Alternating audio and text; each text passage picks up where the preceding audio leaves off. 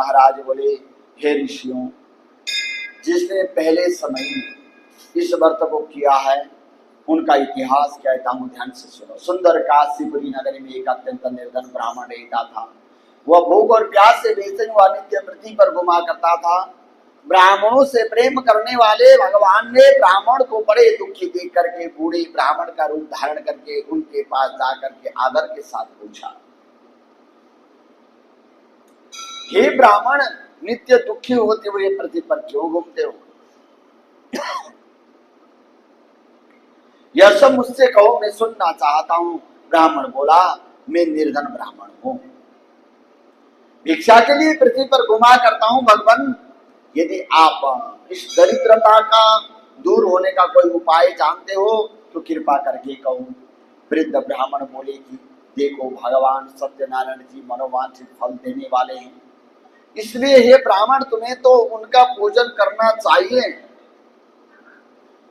जिसके करने से मनुष्य संपूर्ण दुखों से मुक्त हो जाता है। ब्राह्मण को व्रत का सारा विधान बतलाकर बूढ़े ब्राह्मण का रूप धारण करने वाले सत्यनारायण भगवान के अंतर्धान हो गए। जिस व्रत को वृद्ध ब्राह्मण ने बतलाया है, मैं उसको करूंगा, यह निश्चय करने पर उसे रात में नींद भी नहीं आई।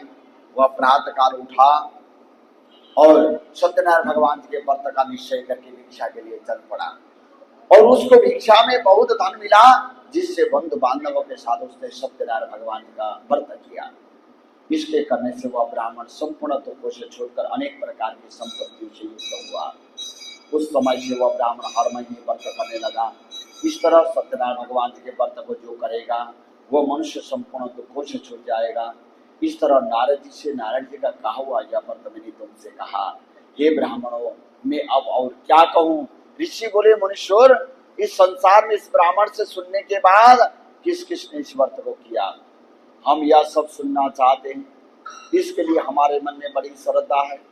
सूत जी महाराज बोले, हे मुनियों, जिसने इस व्रत को किया है वह सब सुनो। एक समय ब्राह्मण धन और ऐश्वर्य के अनुसार बंधु बांधवों के साथ व्रत करने को तैयार हुआ। उसी समय एक लकड़ी बेचने वाला लकड़हारा और वहां पर आया। घर के बाहर लकड़ियों को रखने के बाद ब्राह्मण के मकान में प्रवेश किया। प्यास से दुखी लकड़हारा उनको व्रत करते हुए देख करके ब्राह्मण को नमस्कार करके कहने लगा, आप यह क्या कर रहे हैं और इनके करने से क्या फल मिल जाता है, कृपा करके मुझसे कहो। ब्राह्मण ने कहा, देखो, यह संपूर्ण मनोकामनाओं को पूरा करने वाला भगवान सत्यनारायण का व्रत और पूजन किया जा रहा है। इनकी कृपा से मेरे यहाँ धन धान्य आदि की वृद्धि हुई है। ब्राह्मण से इस व्रत के बारे में जानकर लकड़हारा बहुत प्रसन्न हुआ और चरणामृत लेकर प्रसाद खाने के बाद अपने घर को चला गया। लकड़हारे ने अपने मन में इस प्रकार का संकल्प किया कि आज गांव में लकड़ी बेचने से जो भी धन मिलेगा उससे से मैं भगवान सत्यनारायण जी के पावन व्रत को करूंगा।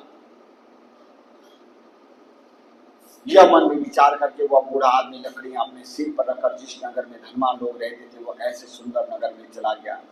उस रोज वहां पर उसे उन लकड़ियों का दाम पहले दिनों से 100 गुना मिला।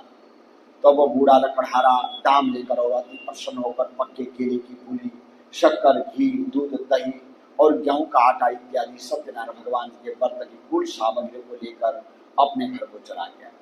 फिर उसने अपने भाइयों को बुलाकर विधि के साथ भगवान का पूजन और व्रत किया। उस व्रत के प्रभाव से वह बूढ़ा लकड़हारा धनपुत्र आदि से युक्त हुआ और संसार के समस्त सुख होकर वैकुंठ धाम को चला गया। इति श्री स्कंद पुराणे रेवा खंडे श्री सत्यनारायण व्रत कथा